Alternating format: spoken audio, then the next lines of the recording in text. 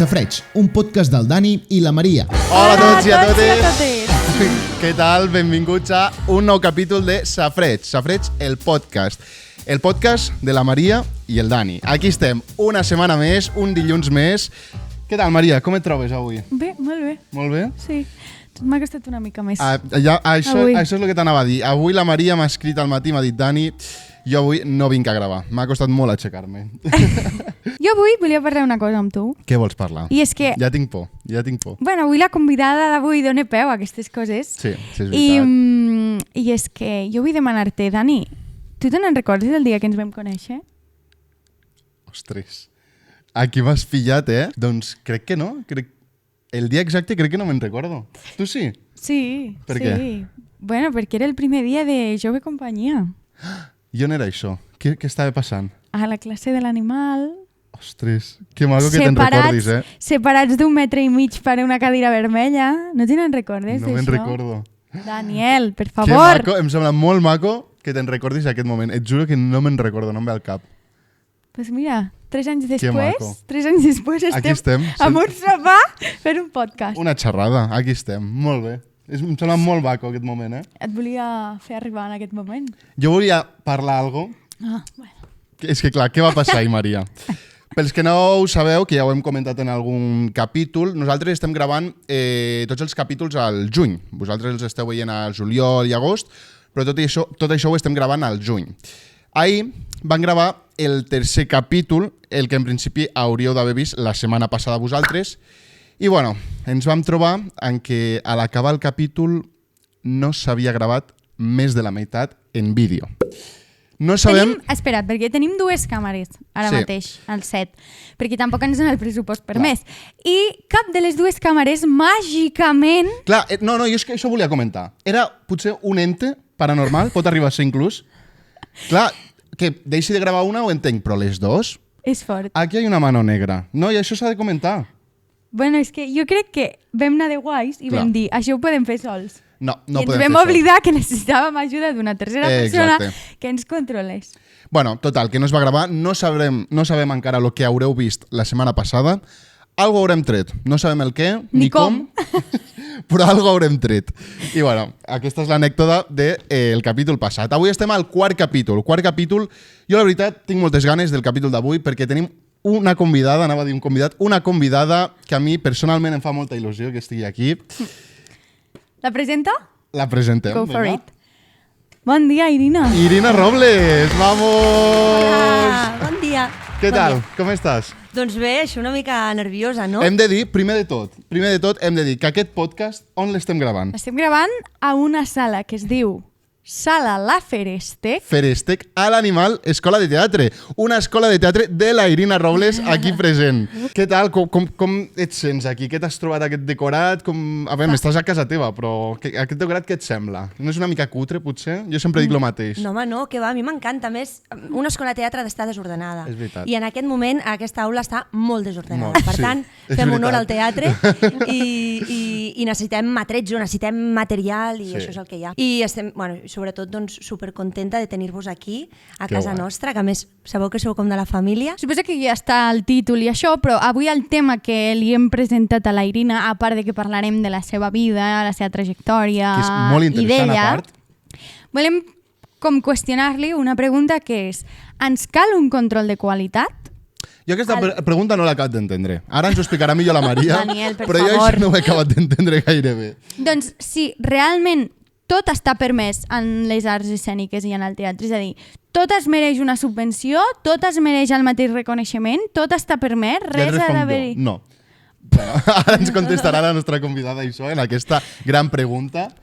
Bueno, comencem parlant una mica de Irina Robles, no? Exacte. Una breu presentació, Irina, de dir, soc la Irina Robles, 2 línies. Què diries? Doncs soc la Irina Robles, soc actriu i professora de teatre i de fet doncs la meva passió i la meva vocació d'extendre aquest amor que jo sento pel teatre cap a d'altres persones doncs em va fer obrir la meva escola de teatre, no? I fa justament aquest any celebrem el 10è aniversari I això, doncs, molt contenta de poder despertar aquestes ganes o aquest amor per la interpretació doncs, com a més nens i joves i adults del món d'Andorra, doncs millor. Que maco, És molt maco. És que quan una cosa la sents, És Dani? així. I es nota, Hòstia. Vale, comencem des de l'inici. Irina Robles, He de tornar molt enrere, amb això d'inici. com t'inicies al món del teatre? Primera experiència. Jo sempre ho explico, jo era una nena supertímida, molt introvertida i... Això ningú s'ho creu, Ja, bueno, ho continuo siguent, encara que no ho sembli. El que passa és que tinc les eines per dissimular-ho o per gestionar-ho millor. Clar. Perquè el teatre doncs, té aquest poder màgic, no? Però sóc una persona molt vergonyosa. I a mi, cada vegada que m'he d'enfrontar amb alguna cosa com aquesta, que estem avui, davant d'un micro, davant d'una càmera, em poso molt nerviosa i penso, després se'm desordena el cervell, no sé si transmetré els missatges clars i també tinc moltes inseguretats, no? El que passa és que, això, acostumar-te doncs, al mitjà i tal, et dona... Doncs, una certa seguretat. Sí, o fingir aquesta seguretat. Vale. Doncs total, això, no? Era una nena super introvertida, els meus pares es van separar i van pensar doncs, que el teatre podria ser una afició per mi doncs, que m'ajudés a desenvolupar-me a nivell personal i a nivell social i tal, no? I poder una mica sortir d'aquesta bombolla on jo vivia i poder doncs, relacionar-me d'una altra manera. Que el teatre és això, realment, serveix per això. Totalment, té uns beneficis brutals. Sí. I jo vaig ser la primera nena de la meu col·le que la van apuntar a teatre, o sigui que l'activitat extraescolar al teatre no estava encara doncs, concebut com avui en dia una disciplina més. No? I vaig tenir la sort doncs, que els meus pares van fer aquesta aposta i mica en mica doncs, em vaig anar enamorant profundament del teatre fins a tenir aquesta relació amor-odi i passional amb aquest món que fa que no te'n puguis desprendre mai més. No? I aquests van ser els meus inicis. Llavors, els meus pares em van apuntar a l'aula de teatre d'Andorra la Vella i allà vaig començar la meva formació. Acabes batxillerat, entenem. Has de decidir què vols fer de la teva vida. Exacte. I sobre la taula hi havia altres opcions? Hi havia altres opcions quan era més joveneta. Als 16 anys volia ser biòloga marina, volia ser antropòloga, tot el que tingués a veure amb explorar, amb descobrir. M'imaginava doncs, en l'antic Egipte, no? Allà intentant descobrir ossos o mòmies, i tot aquest fet de descoberta doncs, m'inquietava molt i em generava doncs, moltes ganes. No? El que passa és que clar, el teatre ja havia calat molt fort dins de la meva vida. Clar, i llavors ja vaig dir, doncs potser sí que m'hauria de dedicar al que realment m'apassiona més. I aleshores doncs, vaig fer les proves de l'institut del teatre, el primer any no vaig entrar, vaig fer 2 anys al col·legi del teatre i després ja vaig entrar a l'institut, que és on he fet la meva formació bàsicament, no? Ojo, dels 4 anys. institut de teatre, que es diu ràpid. Bueno, i està molt bé que visibilitzem, que moltes vegades sent joves ens pensem que si un dia ens diuen que no, clar, ja no ho hem de important. tornar a intentar. I, ojo, està superguai saber que et van dir que no un cop, vas buscar una altra alternativa per formar-te i arribar a un nivell on et van dir que sí. Sí, de fet, estem acostumats a viure amb aquesta frustració permanent, no? Dins del món de la cultura i de les arts, sobretot. El món artístic és això, i és molts obstacles, moltes pedres, aviam, com tota la vida i com totes les professions, no vull que sembli que fer teatre o dedicar-te al món artístic és una heroïcitat, que no ho és. Però sí que és veritat doncs, que has de tenir un afany de superació i de no caure mai en la frustració, perquè els nos són constants. No? Clar, és molt interessant, no sé qui ens ho va dir, no sé si va ser l'Héctor o l'Oriol, que ens va dir que li van dir, què diries a una persona que vol començar en aquest món? I va dir, una de les coses que li diria és que aprengui a rebre nos i a que es tanquin portes. Perquè és un món on molt probablement se tanquin moltes portes, però això no vol dir que hagis fracassat o que hagis de tirar la tovallola. Vol dir que has de seguir intentant-ho, seguir superant-te... Exacte, i fins i tot no vol dir que no, vull dir, ni molt menys que no valguis, és que potser no encaixes amb el perfil que estan buscant o altres 1000 factors que no depenen de tu, o una qüestió simplement subjectiva. O sigui que és un món que has d'aprendre a gestionar aquestes frustracions i tot això, no? I és molt fàcil dir-ho i molt difícil aplicar-ho, Totalment. Perquè jo penso que el que canvia d'aquesta professió de les artístiques a una professió no artística és que intrínsecament el no te l'estan dient a la Irina o al Dani biòleg marí, sinó que li estan dient a la Irina com a persona, perquè segurament estan dient que no per qui ets i com, saps? A vegades aquí és on costa fer la dissociació, no? De dir, no, jo sóc la Irina sobre l'escenari i després és la Irina fora. Clar, treballem amb material molt sensible, treballem amb el nostre cos, amb la nostra artesania que fem nosaltres mateixos, no? O sigui, des de brodar un vestit a un personatge que jo pugui interpretar dalt d'un escenari.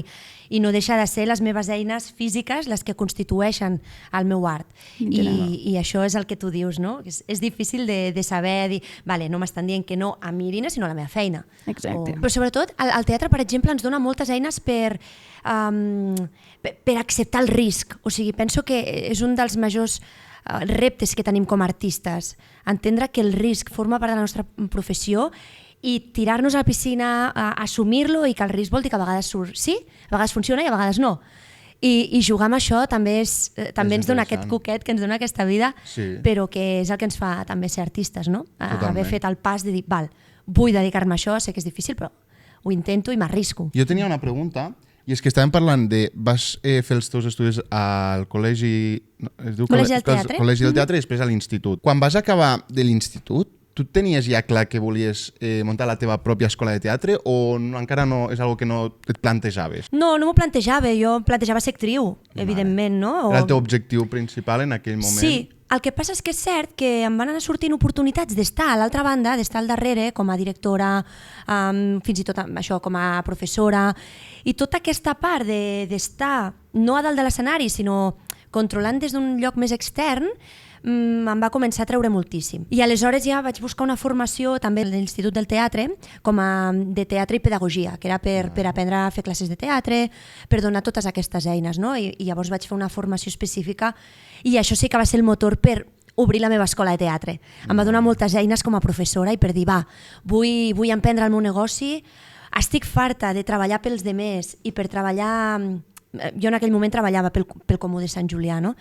I què passava? Que arribava un moment que estava supeditada a nivell polític, intervenien molt també dins de les classes i jo necessitava llibertat. En quin aspecte intervenien a les classes? Em vaig trobar en situacions una mica incòmodes on em deien com havia de fer la meva feina dins de les classes, no? Llavors és com, ostres, jo no em poso en com tu has de fer el teu treball, doncs tu, si confies en mi i m'estàs donant aquesta feina, entenc que confies en que el que jo gestioni dins de l'aula és correcte, no? I aleshores, allà vaig sentir la necessitat de dir, ostres, tinc ganes de ser la meva pròpia jefa i no dependre de ninguna institució i fer el meu camí sola. Deixa'm que puntualitzi un moment, Maria, em mataràs, però vull puntualitzar un segon en el tema de que va muntar la seva pròpia empresa i vull només puntualitzar, saber, perquè és una pregunta que ens vam plantejar al primer capítol, és fàcil muntar la teva pròpia empresa a Andorra? O en el moment en què la vas muntar, és fàcil? Fa 10 anys? Jo en aquell moment, és veritat que a més m'ho vaig fer tot sola, vull dir... Tu sola, tot? Jo sola, no vaig agafar cap assessor, vull dir, m'ho vaig anar gestionant. Era difícil perquè a nivell artístic estava també poc legislat. Llavors em va ser molt difícil tot el tema d'obrir... o sigui, si gestionava jo des de Irina Robles com a autònoma, tot el tema del comerç em va costar una mica a trobar la via. Però vaig fer l'aposta i va funcionar bé, vull dir, me'n vaig en sortir. Sobretot també perquè, clar, la meva idea, vaig dir, vale, tinc aquests estalvis, els vaig a col·locar en això. Llavors, tots els meus estalvis els vaig posar a la meva empresa, no? Vaig apostar... Clar, vaig apostar a muerte. A tot o res? A tot o res, però tenia molt clar que ho volia fer i tenia moltes ganes. També l'energia, doncs tenia 30 anys, tenia una energia desbordant i ganes de menjar-me el món, no? Jo no podria, vull dir, el que va fer ella, d'agafar i dir, monto la meva empresa, la meva escola de teatre, jo sola, a lo que venga, no? És com...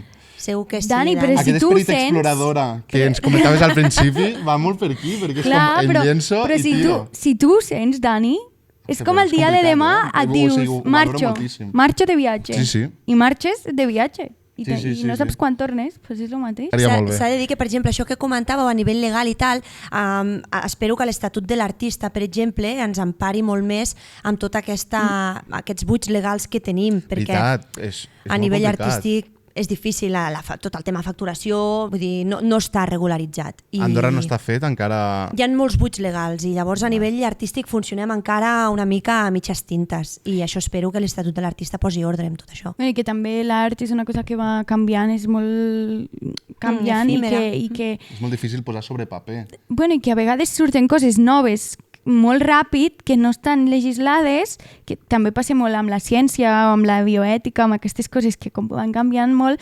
i a vegades pues, et trobes en què tu vols muntar, jo què sé, m'imagino, ara hi surt un art nou de la, com es diu això, el metaverso i això. Sí. Pues imagina't que algú es vol muntar alguna cosa aquí. No sé si està legislat, però segurament no. Clar, ara tenim molts més artistes al país, tenim més gent jove que de sobte està estudiant això i que bueno, doncs ens estem trobant amb una realitat, no? Amb una demanda que potser abans no teníem, com tu dius, Maria, adaptant a la realitat del país. Però encara queda molt per fer, perquè jo trobo que a Andorra encara li queda molt per picar. Tornem al tema. Acabes aquests estudis, que a mi això m'agrada molt, que hagis estudiat per ser professora i que t'hagis format per ser-ho, perquè un dels temes que a mi m'agradava tocar és que a vegades les formacions artístiques és com que donem per sentat que tothom les pot fer, perquè tothom pot pintar un quadre o tothom pot fer teatre, no? No tothom. No. Aquí s'ha de mirar bé, clar. Doncs una mica entrant en tema, ja et diria, creus que hi hauria d'haver-hi alguna regulació? Igual que quan entres en una feina de secretària o d'administrativa et demanen que tinguis un secretariat o una administració d'empreses. Un office. Un paquet office. Que el controlis. Doncs creus que hi hauria d'haver alguna regulació més estricta per poder donar classes de teatre en aquest sentit? Jo penso que tant per donar classes com per exhibir un espectacle, una producció, sempre hem de demanar qualitat, no? I això és una cosa que tant com a productors, com a creadors, com a espectadors, estem obligats a exigir aquesta qualitat, no? Clar, com es valora la qualitat en un producte artístic? Ens sembla difícil perquè sembla que hi ha com molta part subjectiva, però també hi ha barems per avaluar la qualitat, no? És igual que un bon plat de cuina, o sigui, tu quan menges i gaudeixes d'un àpat, doncs valores que la matèria prima sigui de qualitat, que estigui ben elaborat, que a més et sorprenguin els sabors i que hi hagi un punt d'innovació dins del plat, que hi hagi una tècnica al darrere, no? Hi ha tot de coses que avaluem alhora gastronòmicament que també es poden valorar en una producció, no?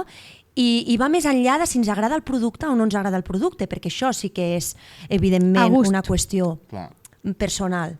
Però si és una bona producció, si tot el que hi ha dalt de l'escenari, si hi ha un equip professional al darrere amb tots els elements que hi ha dins d'una producció, no? Doncs l'escenografia, el vestuari, si la direcció, si els actors, si tot això són professionals, per mi això ens pot ser un indicador de qualitat, no?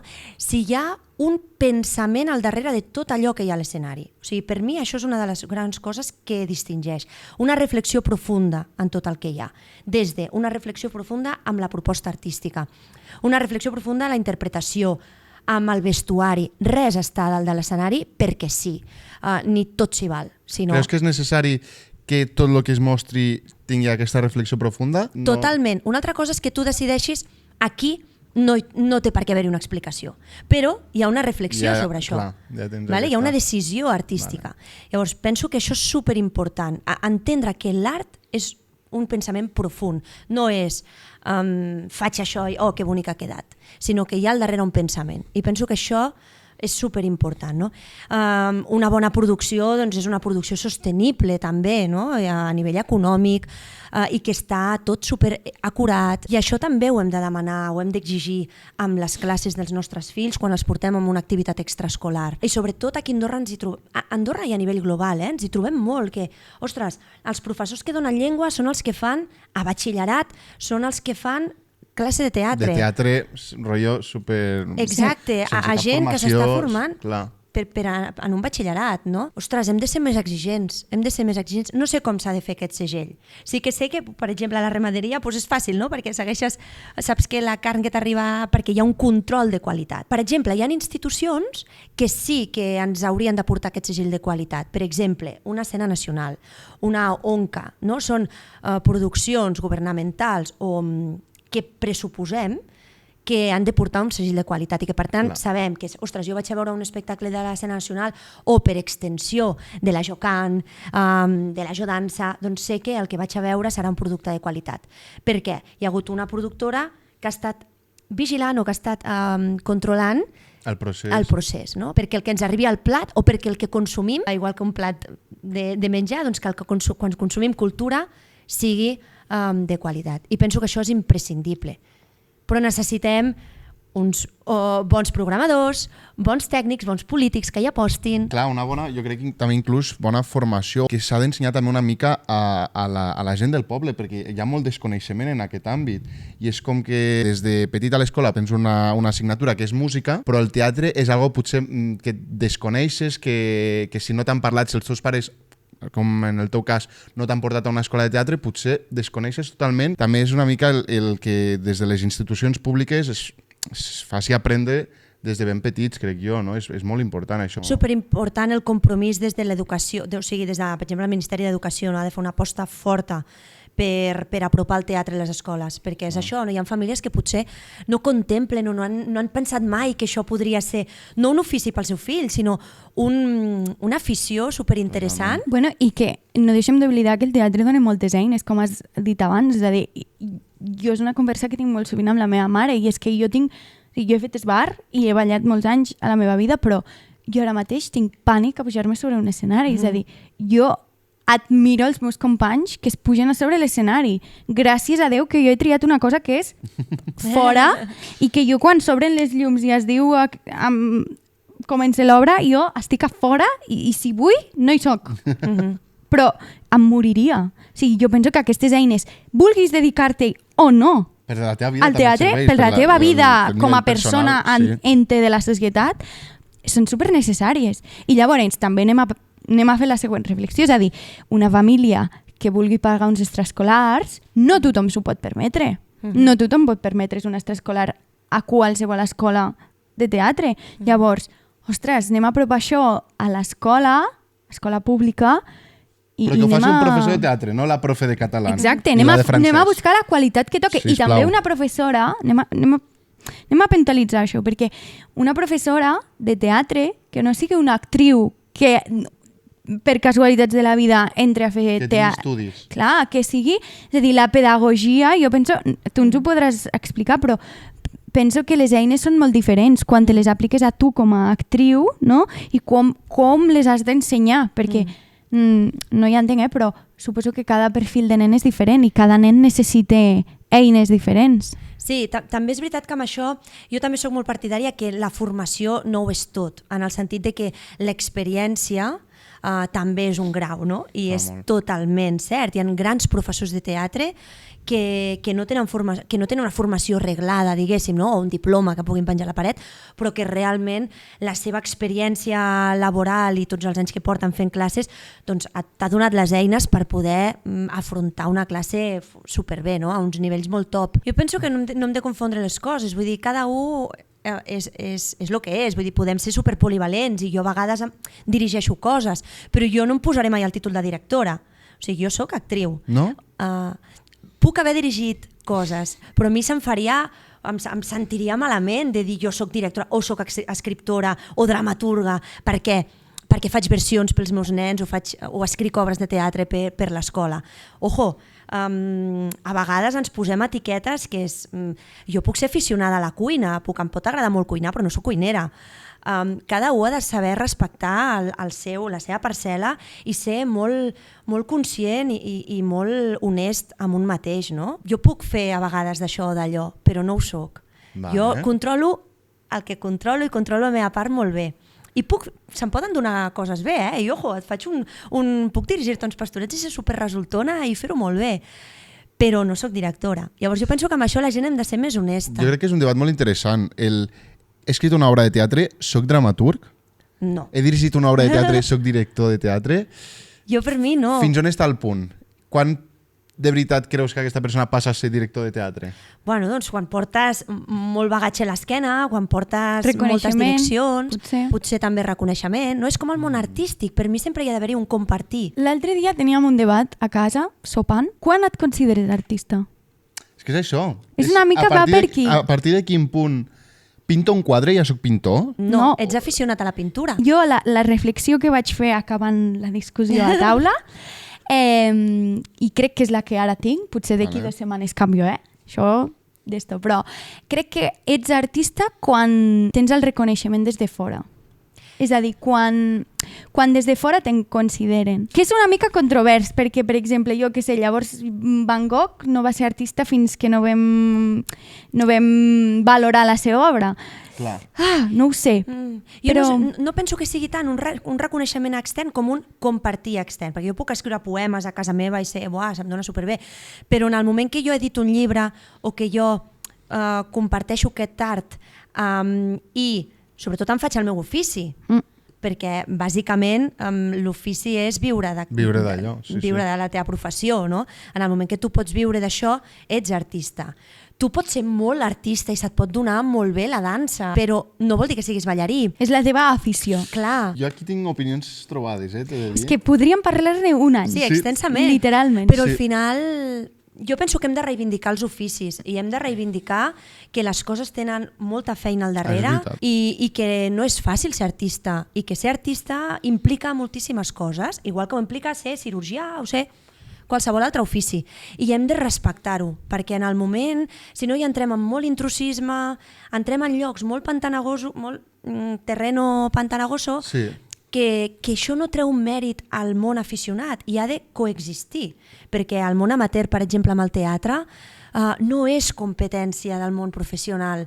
És superguai. Això és molt important que es digui. Aquí era el següent tema que volíem entrar. Aquest control de qualitat ara l'hem qüestionat a nivell docent, no? I volíem qüestionar-lo també a nivell producció.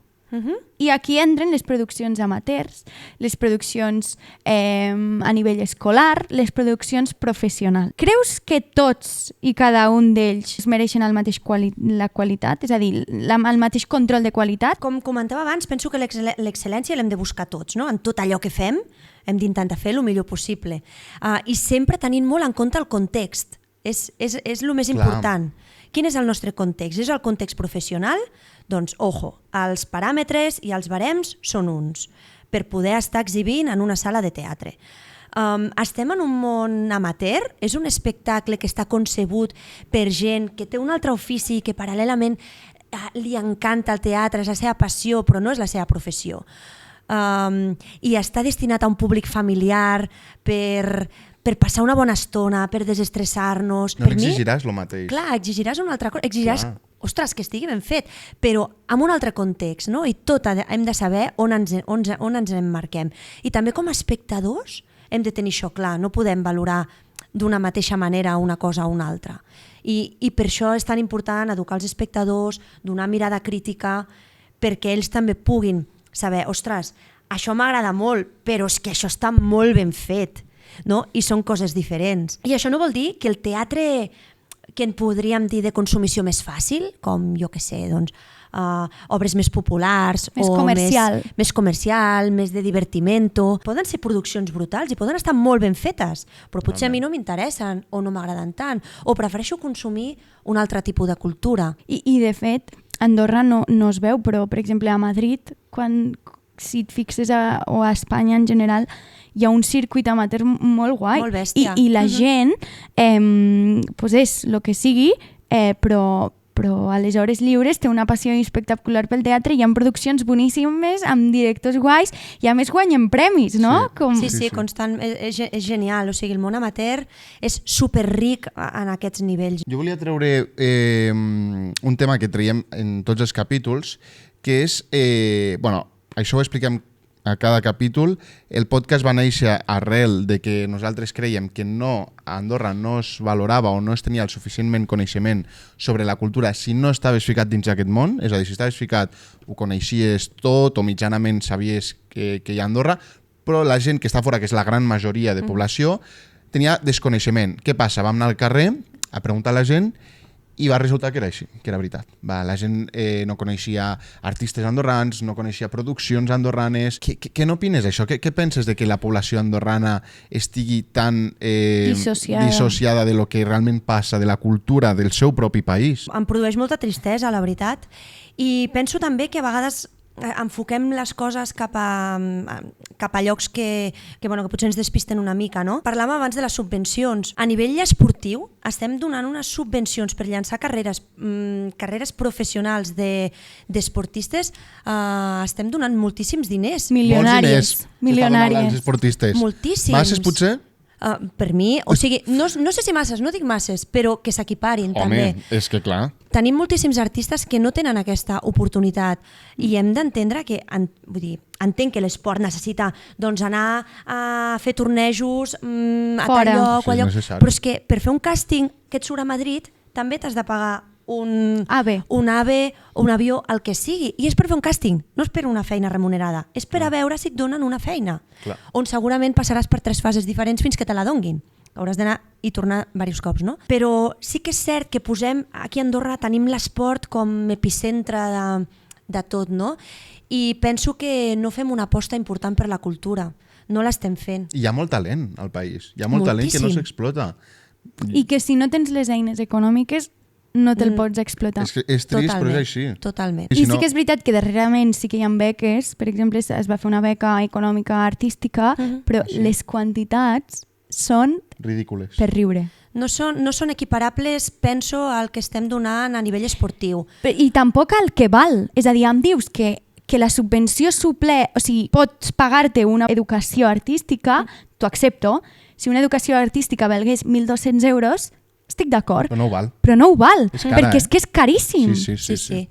Per exemple, Acció Cultural està fent molt bona feina actualment, penso que està obrint molts camins a trobar convenis amb festivals, amb altres entitats internacionals, doncs, per poder justament oferir oportunitats laborals, no? als artistes del país. Però tot i així, l'altre dia em mirava, per exemple, no vull sense ser despectiva ni faltar ningú, no? Però si s'ha de faltar, es falta. S'ha de fer amb respecte. S'ha de fer amb respecte. Sí, sempre des del respecte i des de la meva incultura a nivell, per exemple, esportiva, no?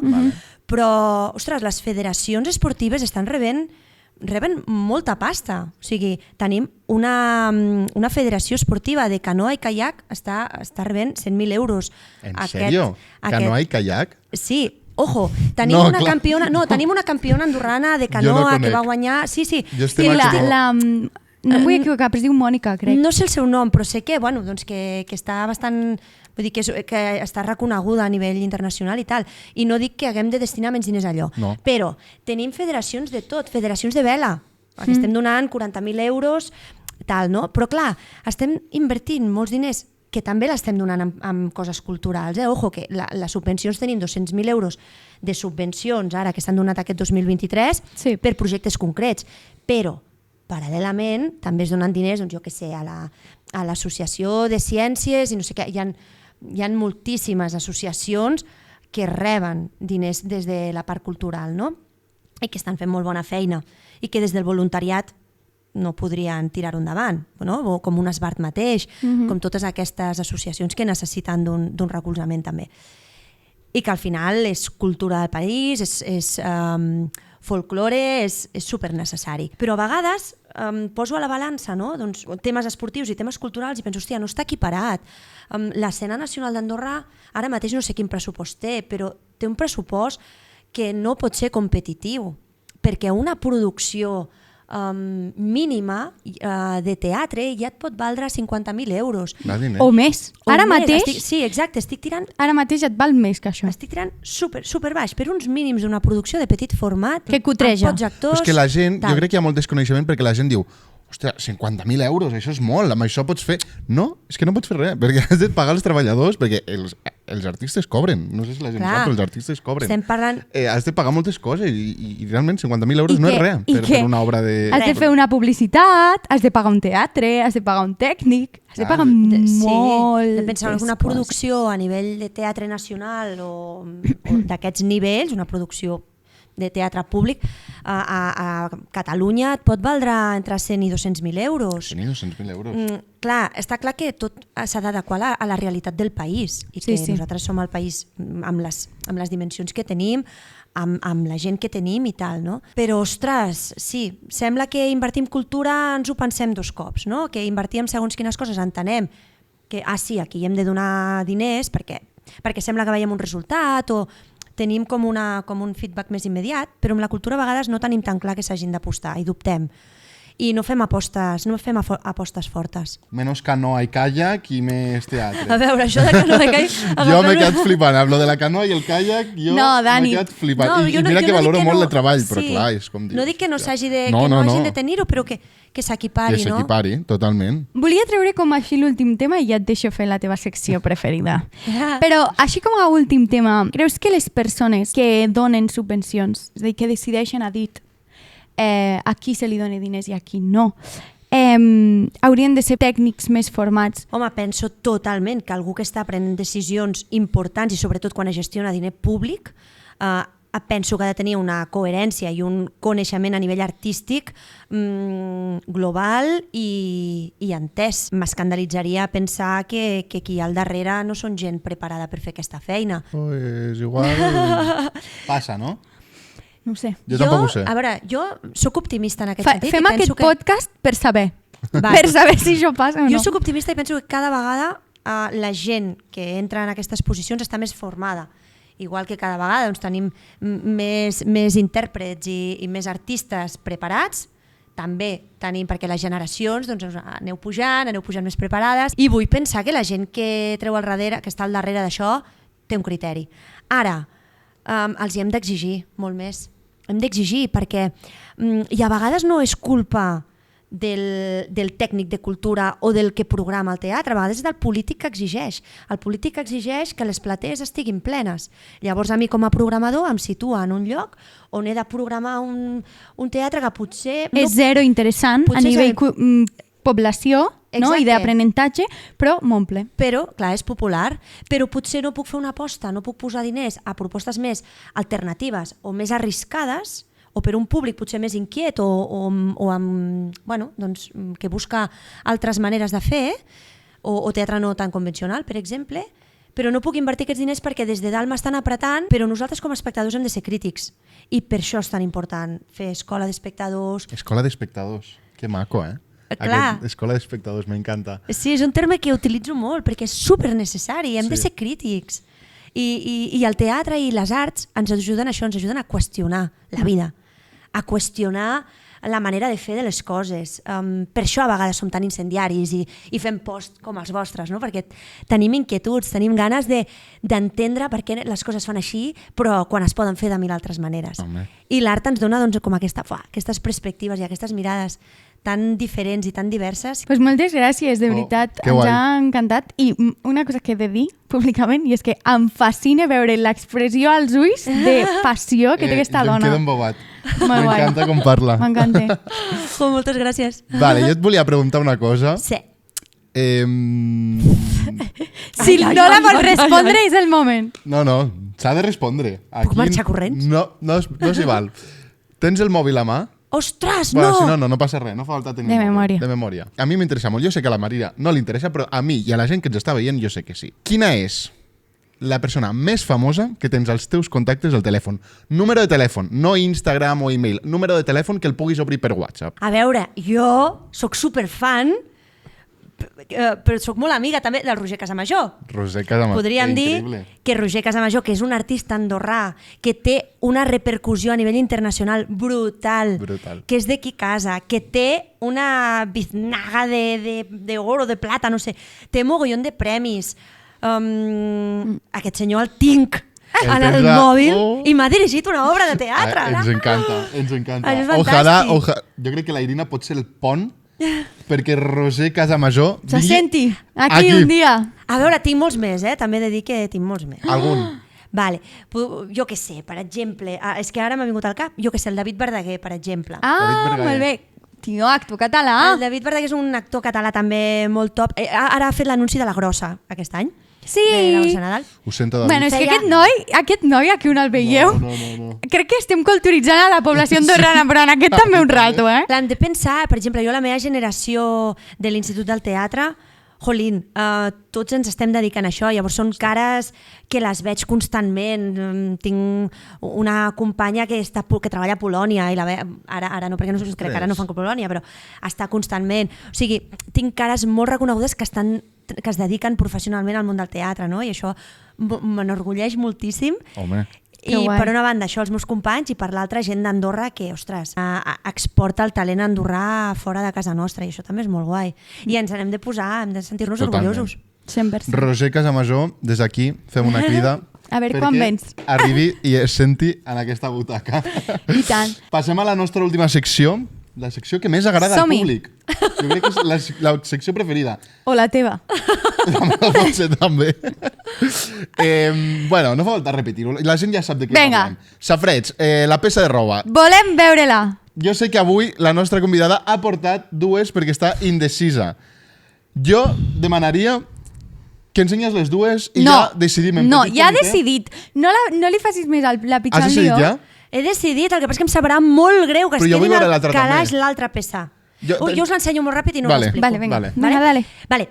M'he d'aixecar per això, Vale, Aixeca't. agafa-ho. Només us dic una cosa, jo soc super indecisa. No, home, no, cap superindecisa problema. per tot, per això m'ha costat tant decidir. Jo m'agradaria, ja ho veurem, però ara, de moment, una persona es pot posar tot el que ens han portat. Sí. Potser podríem fer algo. Un outfit. A l'últim capítol, per tancar. Bueno, Vale, us ensenyo primer la que he descartat. vale. Vale. Vale, la que he descartat, perquè crec que l'altra... Bueno, no, és igual, no ho sé, perquè havia de triar Vinga, una, va. Vale, mireu, aquesta és una samarreta... Que l'ensenyo. maco! De les És una pallasses! samarreta de Pallassos Sense Fronteres que Oh. ha vist moltes expedicions amb mi i ha viatjat molt pel Ostres. món, i jo soc, bueno, des de petita, que el meu somni era ser Pallassos Sense Fronteres, i és un dels meus somnis aconseguits. I he M'estic participat emocionant, en diverses expedicions de Pallassos Sense Fronteres. I aquesta samarreta està molt suada, està molt bruta i té moltes experiències a sobre. Uau. I m'ha donat moltes alegries i crec que part de la Irina que soc gràcies a totes les experiències que ha viscut aquesta samarreta. Ostres. Això, Molt maco, això, que si voleu us la deixaré també. Sí. És molt maco. I llavors hi ha l'altra peça, que no és tan romàntica, ¿vale? Que són unes mitges Vamos! foradades. Són unes mitges foradades que no em pregunteu per què les guardava, perquè Vale. no té cap sentit. No, cap ni un. Però potser Amb una carrera Brutal. brutal. I, em ojo, semblen increïbles. no és sang, és vernís, que suposo que la Maria ja sabrà que perquè la carrera no continués el seu camí, Es posa vernís. posa vernís. Ah, sí? Això és un tip. Jo no Això és sabia. un tip que... Lifehack. Exacte, life hack que hem de emetre al Vale. públic, i és, si tens una carrera, estàs allò amb una situació que dius, Incòmoda, que dius, ara necessito- no puc anar-me a comprar una mitja Clar. i necessito anar una mica presentable, i és allò en què t'ho fa a la mida on Just. se t'acaba el vestit, Sí. normalment, o Exacte. surt de la sabata i just a on s'acaba la bota. És aquelles dues situacions, dius vernís, puntadet d'ungla, D'ungla, mira, Ostres. podria ser el mateix que porto. clar, llavors, I pim-pam, para. i para. Para, mira. Fa una barrera. Per molt que estiri la carrera, veus la carrera, no? Ah. No, continua. Fa una barrera. Ostres, tu, quin lifehack. Això Però- a la gent li servirà, eh? Clar, això s'ha de dir que aquestes mitges són de l'obra de teatre... O sigui, jo faig una obra de teatre que es diu Fred, que després es va fer la Ostres. pel·lícula. Són Que de fred. guai. Són de Fred. Llavors, a l'última funció de Fred, que fa 7 anys que fem aquest espectacle Que per les fort. escoles encara, Que fort. Brutal. i que és una passada perquè és una història andorrana feta, és una producció andorrana 100%, doncs a l'última funció, que va ser fa uns mesos, doncs vaig posar, i just abans de sortir a escena, xa-xan, carrera a la vista. Ostres. Ah, què faig? Pues bueno, pues això, no? Tàctica. Vernís. Tàctica d'actriz de tota la vida. I ja està, i així vaig sortir a fer la meva obra de teatre. Oh, Que guai. que maco. Llavors, tenen una M'encanta. història teatral Que maques. i això. Quedaran genial. Les vols penjar? Les penjo. Les I segur pengem que aquí. és això, que us quedarà amb la mar de mones. Sí. Bueno, doncs donem pas ara a la nostra Secció? Bueno, és que sempre dic, última secció. No, aquesta no és l'última. L'última és la que ve ara. És igual, Dani. Tot així anem. És que sempre anem així. És igual. Bueno, donem pas al Dani i la Maria. Al carrer. Del carrer. Vamos allá. Hola a totes, ja estem aquí a la nostra secció del carrer d'avui i avui preguntarem, Què preguntarem, Maria? Què preguntarem avui? Coneixeu l'animal? Coneixeu l'animal? Coneixeu... jo volia comentar i esmentar una cosa abans de tot, per no confondre les coses, i és que abans d'entrevistar qualsevol persona de les que entrevistem, els hi preguntem si són d'Andorra. I això és important que tinguem aquesta informació perquè, evidentment, si preguntéssim a tots els turistes que ens en trobem, Òbviament. molts, entendríem que no coneixessin la cultura. Però hem de puntualitzar que tots són andorrans. I encara així la gent desconeix molt. Preguntarem si coneixen l'animal, preguntarem si coneixen la Irina Robles, si han vist alguna producció de la Irina Robles, preguntarem també si han estat aquí a Andorra moltes coses de les que han estat, perquè a Andorra han... Consumeixes teatre, música, dansa... Cultura d'Andorra. Bueno, música sí, però teatre no. Consumeixes teatre? Algo de teatre andorrà? Sí, quan puc, sí. Realment sí, perquè m'encanta el teatre. No, la verdad que no tuve posibilidad de conocer. No, venimos a trabajar y como mucho hacemos ejercicio y esas cosas. Quina és l'última obra que has vist? Sony, Uah, no, sóc horrible. Realment, ja em dius, anem a veure el teatre, ja es vaig. Ja no sé mai miro el nom. De teatre no, fa dies que no hi vaig de teatre. Saps qui és l'Irina Robles? No. Li sona el nom, Irina Robles? Sí, em coneix l'Irina, sí. Ah. Sí, és una crac, la Irina. L'escola de l'animal, entenc que també la coneix. Perfecte. La Irina Robles, sap qui és? Sí, hombre, que l'escola de teatre, animal, i vine i no m'acabo de decidir. Home, Jo he d'anar. Sí. És molt xulo, fer teatre és fantàstic. Coneixes la Irina Robles o et sona el nom, Irina Robles? No sóc dolentíssima amb tots els noms. Coneix l'ENA? No. Què és l'ENA? L'escena nacional. Sí, clar que I sí. coneixeu la jove companyia de dansa i la jove companyia de teatre? També, i hem anat a veure actuacions i, bueno, fantàstic. Tot el que sigui la cultura del país és que, bueno, aplaudir-ho i a disfrutar-ho i anar-hi tot el que puguem. Sabies que hi ha una jove companyia de teatre? Ai, no ho sabia. Has sentit a parlar de la jove companyia de dansa o de la jove companyia de teatre? Sí. Ha anat a veure algun espectacle? No hi he anat. Ah, per cert, demà fan lo dels jardins de la Casa de la Vall amb l'Onca. Fan el concert aquell, que És molt interessant també. una S'hi ha mica també d'anar. hi aniré, sí. Hem d'esperar que vinguin companyies de fora, que també estan molt bé. A Barcelona hi ha molt bona cosa que aquí no arriba, però és que aquí es fan coses fantàstiques. Hi ha, tant en música com en teatre com en tot, hi ha gent fantàstica. I s'ha d'optar pel país. Crec que no es valora lo suficient, potser. No, exacte, diu, és que clar, són d'aquí, però són boníssims. Llavors hem de potenciar tot això. I fins aquí la secció del carrer i aprofitem per despedir la nostra convidada La nostra d'avui. superconvidada d'avui. Ha estat un plaer. Super. Per mi ha estat un superplaer, un somni. Jo volia que aquesta persona vingués a la primera temporada a aquest podcast. Era Perquè necessari. va fer que ens coneixéssim, És veritat. 100%. O sigui, veritat. t'hem de donar les supergràcies. Sí. I ja Esperem que està. hagis estat a gust. Super a gust. Moltíssimes gràcies, perquè ja us he dit que les entrevistes o aquest tipus de cosa em posa molt nerviosa i ha sigut super fàcil, maco i a més molt entranyable de tenir-vos aquí. Els Que dos. guai, que bonic. I llarga vida al teatre. Sí. I a l'animal. Que visca. Sobretot. A l'animal sobretot. Bueno, Moltes doncs ens gràcies. despedim aquí. Avui... Oh! Merda, m'he oblidat de dir les 5 estrelles, Maria. Tornem-hi! M'he oblidat de dir-ho al principi. Ja ho dic jo, subscriviu-vos Aquí al sota. YouTube i 5 estrelles a l'Spotify, 5 sisplau. estrelles... No, però és que és important. No marxarem d'aquí fins que... Dóna-li 5 estrelles. Ja. Vull que li donis 5 estrelles. Home, és que m'he oblidat de dir-ho al principi. Adeu. No. Bueno, fins la setmana que ve. Adeu.